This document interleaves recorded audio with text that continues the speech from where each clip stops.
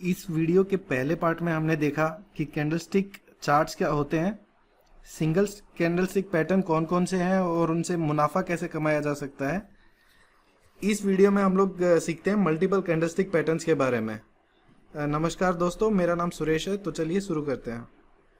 जैसे कि हमने देखा कि कैंडलस्टिक एक दिन के हाई, लो, ओपन और क्लोज को दर्शाती है। शॉर्ट में उसे कैंडल भी कह सकते हैं। मल्टीपल कैंडलस्टिक पैटर्न्स के लिए हमें 2 या 3 दिन के कैंडल्स को देखना पड़ेगा। कुछ फेमस और इफेक्टिव मल्टीपल कैंडलस्टिक पैटर्न्स के नाम है बुलिश एनगल्फिंग पैटर्न, जो कि बुलिश बिहेवियर को दर्शाती है, मतलब स्टॉक में बुलिशनेस आने वाली है। बियरिश एनगल्फिंग पैटर्न, जो कि बियरिश बिहेवियर को दर्शाती है कि अभी इसके बाद में स्टॉक नीचे गिरने वाला है। पियर्सिंग लाइन, ये भी बुलिश बिहेवियर को दिखाती है कि स्टॉक ऊपर बढ़ेगा।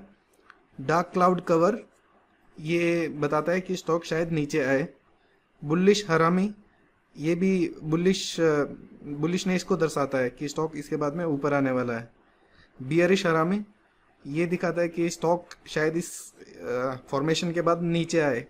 मॉर्निंग स्टार, मतलब ये बताता है कि अभी शायद सवेरा हो और स्टॉक ऊपर आए। और इवनिंग स्टार, मतलब कि शायद स्टॉक नीचे आ सकता है। तो चलिए एक एक करके इन कैंडलस्टिक पैटर्न्स के बारे में सीखते हैं। पहला पैटर्न है bullish engulfing pattern. Bullish engulfing pattern 2 candle stick से जुड़ करके बनता है। पहली होती है रेड कैंडल और दूसरी होती है ग्रीन या फिर ब्लू कैंडल।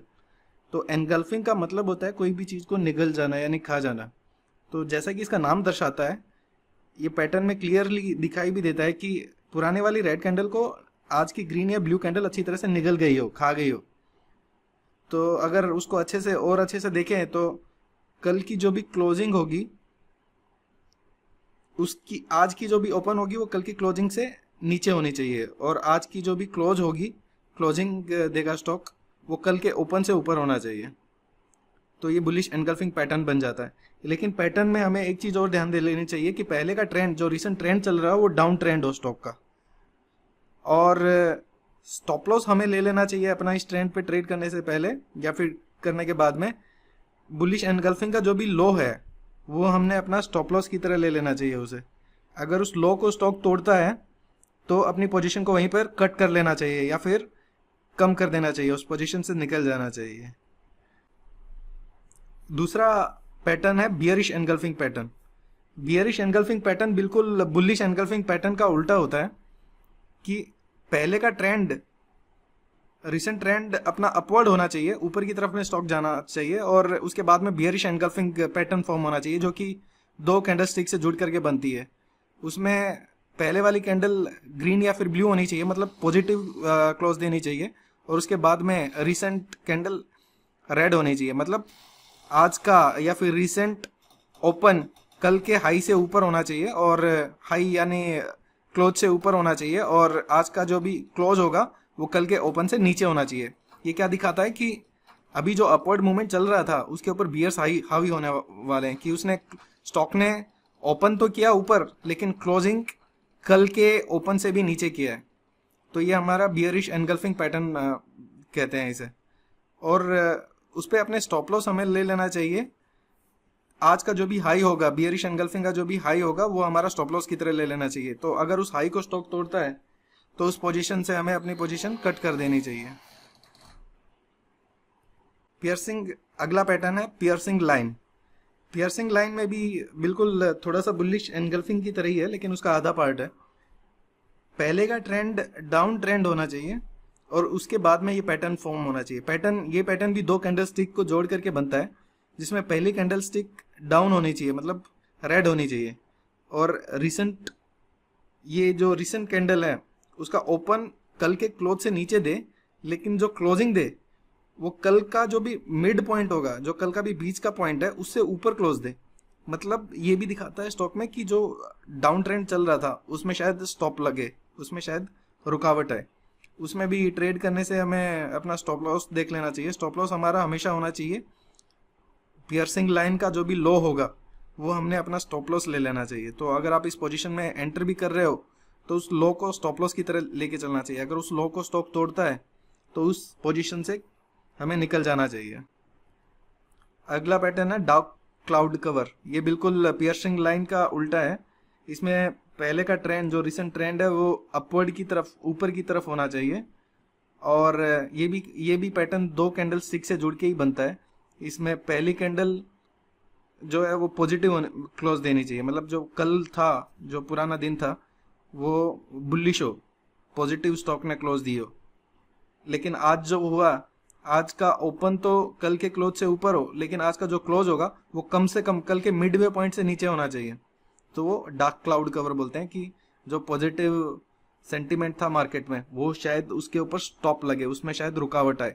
लेकिन इसमें भी हमने अपना स्टॉप लॉस देख लेना चाहिए। इसके बाद में हमारा स्टॉप लॉस होना चाहिए हाई, रिसेंट कैंडल का जो भी हाई है वो स्टॉप लॉस होना चाहिए। अगर उस स्टॉप लॉस को स्टॉक तोड़ के ऊपर की तरफ क्लोजिंग दे तो फिर से बुलिश ही बिहेवियर रहेगा स्टॉक का।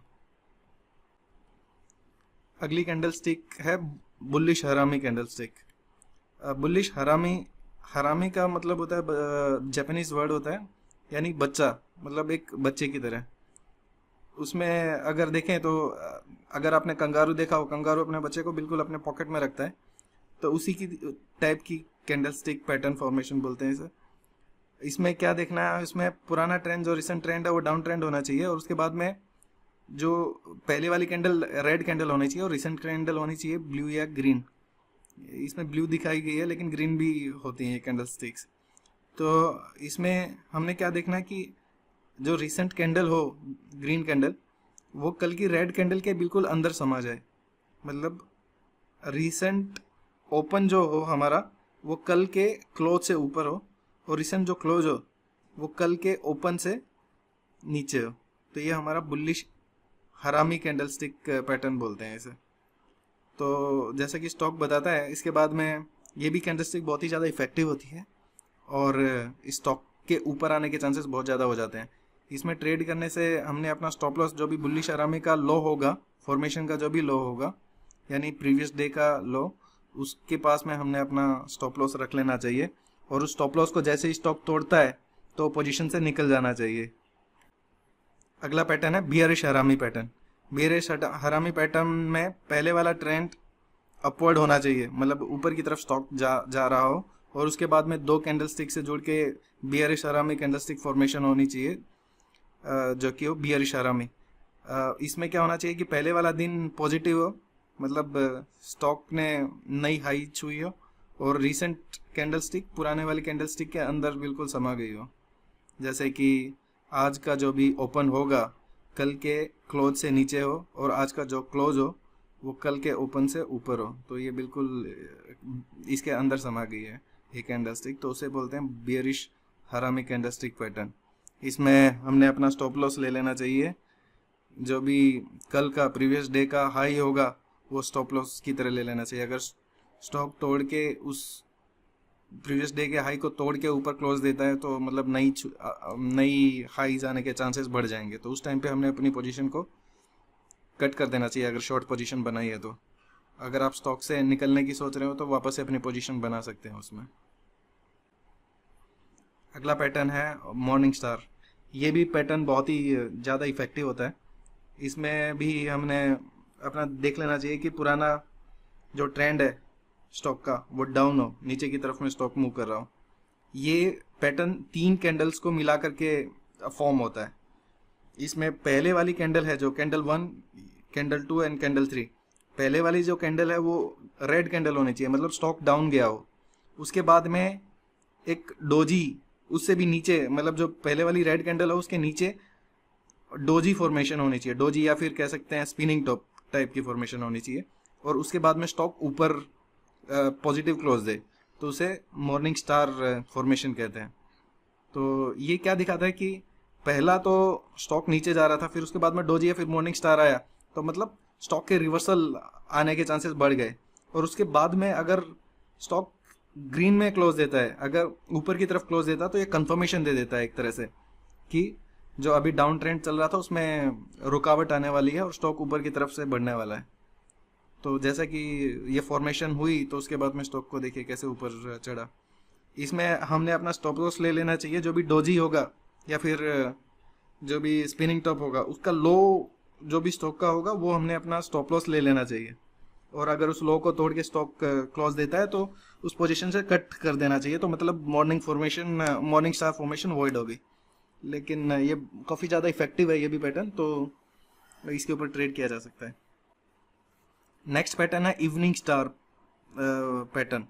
इसमें पहले वाला ट्रेंड अपवर्ड हो, मतलब स्टॉक ऊपर की तरफ में चल रहा हो, और उसके बाद में बिल्कुल रिवर्स ऑफ मॉर्निंग स्टार, यानी ये भी 3 कैंडल स्टिक से बन के फॉर्मेशन बनती है, जिसमें अभी पहले वाली कैंडल, दूसरी, तीसरी, पहले वाली कैंडल ग्रीन हो, मतलब पॉजिटिव क्लोज दे, दूसरे वाली कैंडल डोजी या फिर स्पिनिंग टॉप फॉर्मेशन हो, और तीसरे वाली कैंडल रेड हो, यानी कि स्टॉक डाउन गया हो, नीचे गया हो।